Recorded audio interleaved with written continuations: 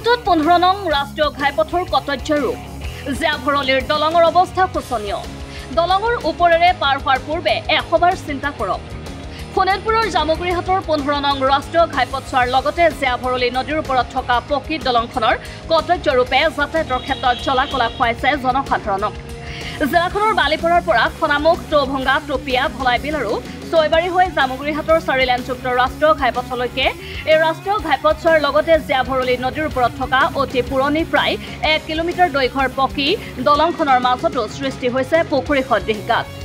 সুদীৰ্ঘ বছৰ ধৰি দলংখনৰ লগতে ৰাষ্ট্ৰীয় ঘাইপথছোৱাৰ মেৰামতিৰ ব্যৱস্থা কৰা পৰিলক্ষিত হোৱা নাই ৰাষ্ট্ৰীয় ঘাইপথ প্ৰাধিকৰণৰ শোণিতপুৰ জিলা সংমণ্ডলৰ কৰ্তৃপক্ষৰ এই 15 নং ৰাষ্ট্ৰীয় ঘাইপথছোৱাৰ ওপৰেদি তেজপুৰ জামুগুৰিহাট তথা বিশ্বনাথ চাৰিআলিলৈকে সংযোগ কৰি দৈনিক কেইবা শতাধিক সৰুবৰ যান বাহনৰ লগতে যাত্ৰীবাহী বাছসমূহ নিতৌ চলাচল কৰি থকাটো পৰিলক্ষিত হৈ আহিছে মন কৰিবলগীয়া বিষয় হ'ল স্বাধীনতাৰ কালতে নিৰ্মাণ কৰা জিয়াভৰলী নদীৰ ওপৰৰ পকী দলংখনৰ ইতিমধ্যে ম্যাদ উকলি গৈছে অভিযোগ মতে পথচাৰী তথা গধুৰ ও লঘু যান বাহন আৰু যাত্ৰীবাহী বাছসমূহ এই দলংখনৰ ওপৰেৰে পাৰ হৈ যোৱাৰ ক্ষেত্ৰত ভয় আৰু শংকাৰ সৃষ্টি হৈছে কিয়নো ক্ৰমত দলংখন তললৈ বহি যোৱাৰ আশংকা কৰি এই অংশ অতিক্ৰম কৰাৰ পূৰ্বে চালক আৰু যাত্ৰীসকলে 100 বাৰ ঈশ্বৰকে চিন্তা কৰিব লগা হয়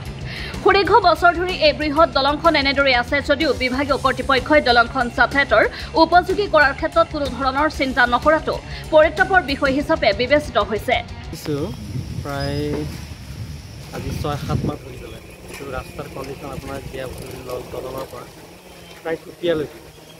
একেবাৰে খাল ডাঙৰ খাল হৈছে ইয়াতে আৰু গাড়ী সৰু গাড়ী হওক বা ডাঙৰ গাড়ীয়ে অহা যোৱাত বহুখিনি অসুবিধা সন্মুখীন হ'ব লগা হৈছে